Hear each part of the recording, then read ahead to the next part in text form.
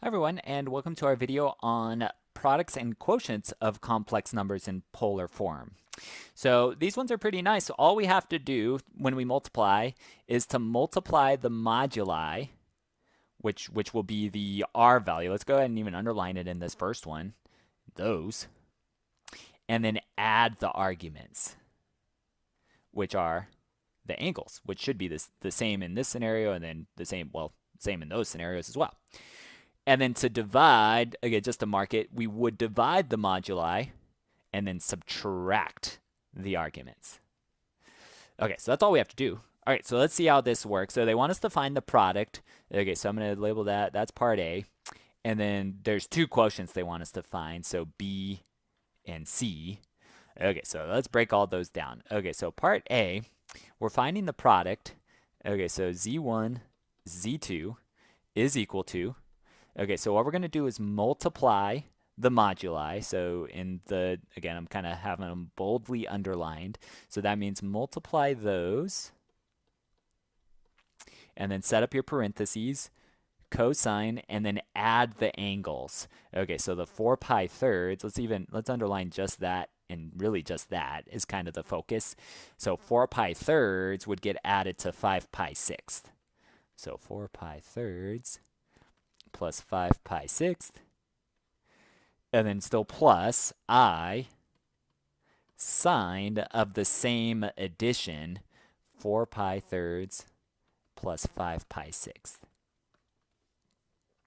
and then big parenthesis. Okay, and so now all it is just a lot of kind of scratch work or quick simplifying. Okay, so our multiplication, z1 times z2, the 2 and the 4 would multiply to be 8, and then there's radical 3, and then big parenthesis. The 4 pi thirds plus 5 pi sixths, I'm just going to do that scratch work up here where I know I need to get a common denominator, times that by 2, times that by 2. So it looks like I should have 8 pi plus 5 pi. That would be 13 pi sixth. Okay, there we are. Okay, so we've got cosine of 13 pi sixth, and then plus I sine of 13 pi sixth as such. Okay, so that's the answer in polar form. Let's go ahead and box it. If they wanted it in complex form, okay, so let's go, there's polar form. If they wanted it in complex form, go ahead and do the trig function. Okay, so it's 8 radical 3. Cosine of 13 pi sixth, that would be in the first quadrant. Okay, so 13 pi sixth is coterminal with pi sixth, so that would be radical 3 halves. And then plus I sine of 13 pi sixth would be 1 half. Okay, so let me draw the unit circle. So 13 pi sixth is right there on our unit circle. So we have our long x coordinate, short y coordinate, and quadrant 1 means they're both positive. And then afterwards, we would just distribute. Okay, so that 8 radical 3 does distribute. So we would have 8 radical 3 and radical 3 would multiply and just be 3 over 2, plus I is still hanging out. We would have 8 radical 3 divided by that 2 when it distributed. Okay, and then notice both of these simplify. So we have z1, z2 would be 12, and then plus 4 radical 3, and then usually we put the I at the end on these problems. Okay, so notice polar form, we put it in front of the sine function. This is complex form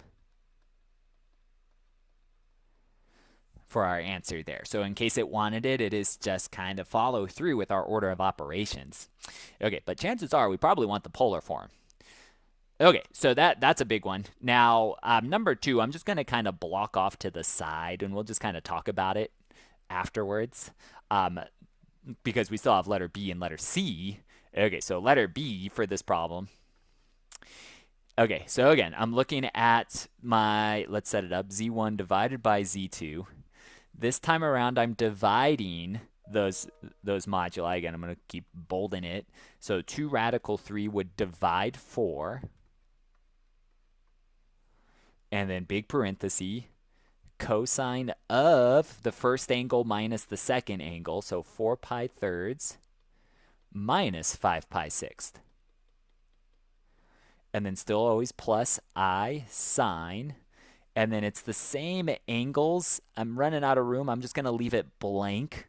Sorry. I think hopefully we can kind of make that connection. I'll just highlight and say that should be there, but I'm just running low on room. But I would still simplify. So the angles are always the same. So the cosine angle and the sine angle will always be the same. I don't like being lazy like that, but I'm just low on room. But I will still do my scratch work up here, minus 5 pi sixth. Okay, so like the last one, I just need to get a common denominator. And then when we do simplify, it looks like that would be 8 minus 5 is 3 over 6, but that reduces to pi halves. Okay, so let's set this up again. So our z1 divided by z2 would be, all right, so notice our fraction also simplifies. Let's go ahead and show that in green. So that 2 and that 4 would reduce. So it looks like it's radical 3 over 2. Oop, pen got weird. So it looks like it's radical 3 over 2, and then big parentheses. Cosine of what's in the yellow is pi halves. There we go. And then always plus I sine what's in the yellow again is pi halves. There we go. Now we can fit it. Okay, and like the last problem, if we needed to put it in complex form, we would continue with the problem. I think we could squeeze that in, might as well. Cosine of pi halves is 0. Plus I sine of pi halves is 1. And so when the radical 3 halves distributes, this would be radical 3 halves I. Okay, so this is our polar form. Ooh, let me try that one more time. Okay, so this is our polar, oh boy, let me try again one more time. There we go. Okay, so there's our polar form answer, and then this right here was the complex form answer. Okay, so that's how we can break those down. Okay, letter C. So letter C wants us to do 1 over z1. Okay, well, first thing we want to do, let's just go to the side. So again, I'm assuming they want it in polar form. Let's show 1 just sketched out. Okay, so to the side, here's where 1 is in complex form. So that's 1 plus 0i. If we wanted to show 1 in complex form, there's 1 plus 0i.